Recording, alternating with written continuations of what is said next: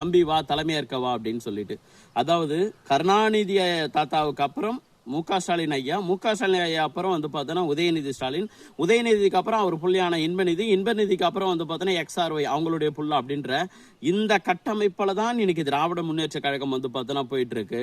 ஆனால் பிஜேபி வந்து பார்த்தோன்னா அதுக்கு நேர் ஆப்போசிட்டா வந்து பார்த்தோன்னா பாருங்க, சம்பந்தமே இல்லாத வந்து பார்த்தோன்னா ஒரு 40 வயது மதிக்கத்தக்க வந்து பார்த்தோன்னா ஒரு இளைஞரை வந்து பார்த்தோன்னா இன்னைக்கு 18 கோடி தொண்டர்களுடைய 18 கோடி உறுப்பினர்களுடைய வந்து பார்த்தோன்னா செயல் தலைவரா கிட்டத்தட்ட வந்து பார்த்தோன்னா அவர் தான் தேசிய வந்து பார்த்தோன்னா தலைவரும் கூட.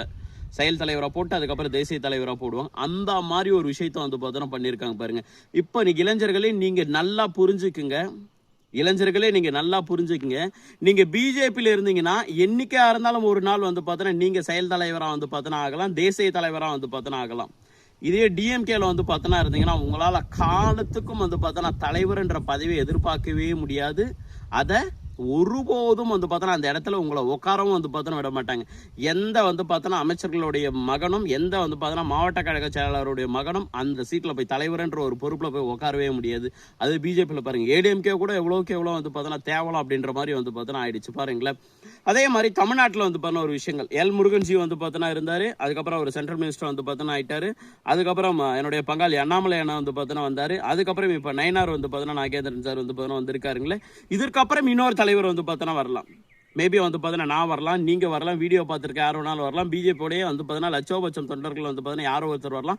எந்தவித பேக்ரவுண்டும் இல்லாமல், எந்தவித பின்புலமும் வந்து பார்த்தீங்கன்னா இல்லாமல், எந்த ஒரு பணபலம் படபலம் எந்த ஒரு அறிமுகம் இல்லாத ஒரு நபர் கூட பிஜேபியோட தமிழ்நாடு பிஜேபியோட மாநில தலைவராக வந்து பார்த்தீங்கன்னா பிரதமர் நரேந்திர மோடிஜியாலும் வந்து பார்த்தீங்கன்னா அறிவிக்கப்படலாம். அதே மாதிரி வந்து பார்த்தீங்கன்னா எந்தவித பெரிய லெவலில் பேக்ரவுண்ட் இல்லாத வந்து பார்த்தீங்கன்னா ஒரு நபர் பிஜேபியோட தேசிய வந்து பார்த்தோன்னா தலைவராகவும் வந்து பார்த்தோன்னா அறிவிக்கப்படலாம். அறிவிக்க வந்து பார்த்தோன்னா பட்டாச்சு.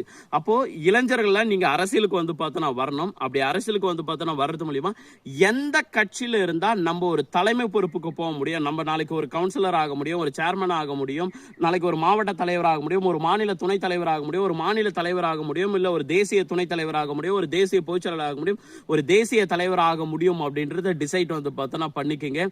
திராவிட முன்னேற்ற கழகத்துல ஒருபோதும் இது நடக்கவே நடக்காது. ஆனால் பிஜேபியில் வந்து பார்த்தோன்னா பாருங்க, சர்வசாதாரணமா வந்து பார்த்தோன்னா ஒரு 40 வயசு மதிக்கத்தக்க ஒருத்தர் தேசிய தலைவராக வந்து பார்த்தோன்னா இருக்காரு. இந்த மாற்றம் தமிழ்நாட்டிலேயும் வந்து பார்த்தோன்னா எதிரொலிக்கும். எனக்கு பாருங்க, எல் முருகனுக்கு அப்புறம் வந்து பார்த்தோன்னா அண்ணாமலைக்கு அப்புறம் வந்து பார்த்தோன்னா ஒரு நயனார் சாருக்கு அப்புறம் வந்து பார்த்தோன்னா XRY யாரோ ஒருத்தர் ஏதோ இந்துத்துவ அமைப்பில் வந்து பார்த்தோன்னா இருக்கக்கூடிய யாரோ ஒருத்தர் மாநில வந்து பார்த்தோன்னா தலைவர் ஆகலாம்.